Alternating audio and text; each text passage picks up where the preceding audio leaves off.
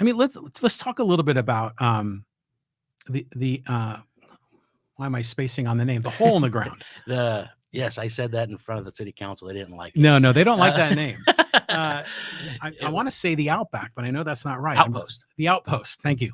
Okay, so the Outpost project has been a really kind of an unusual thing, right? I mean, they had this idea for underground parking, 2 levels of it, which sounded great. So we wouldn't have street parking, but it was near the great restaurant there. We'd have a great restaurant as brand naming.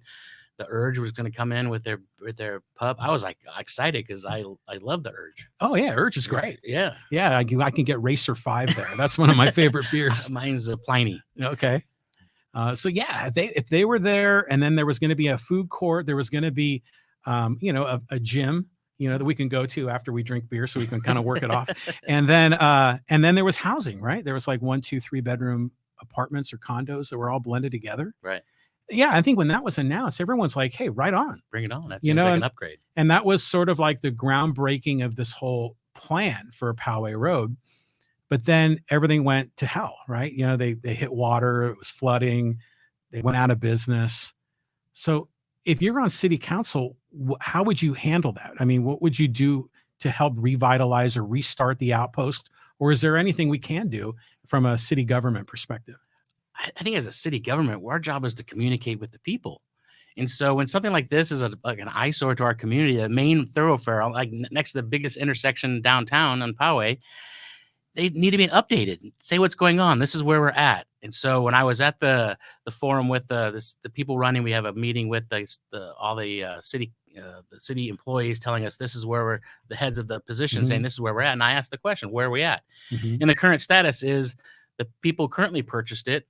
It bought it out of bankruptcy, and so they're keeping up everything, maintaining everything, and now they're doing what they consider to do. Either they're going to restart it, sell it to some other developer, or go from there. So it still looks like it's going to be there like that for a while. Then they said, well, city council has nothing to do with it because it's private property. And I'm like, great, it's private property. But if they don't pay their taxes, it becomes city property. So we got to be prepared to make sure we have our plan in place.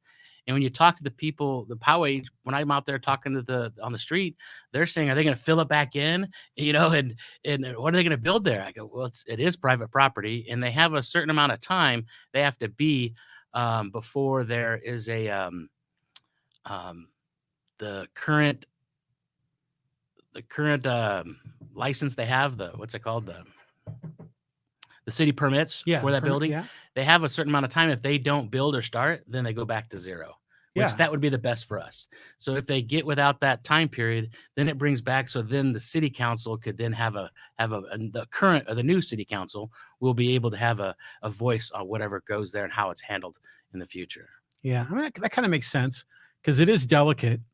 It is private property, but they were issued permits. There was a promise made on both sides that they were going to fulfill that permit and get it completed. And if everything went sideways, it's interesting how it's going to play out. And on one level, it almost seems like it was just horrible luck for the people of Poway, because it looked so good on paper, and then it all went south so quickly. And then when you combine it with all the other stuff that's going on, I mean, Poway Road between community and carriage it's a lot going on, right?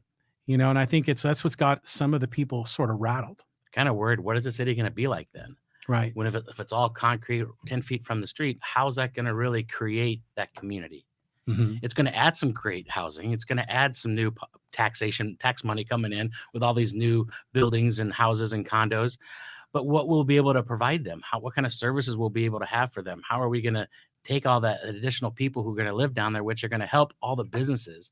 One of my platform issues is thriving small businesses. This is great for the small businesses on Poway Road. But what can we do to make sure that traffic can easily walk through and get to serve those businesses?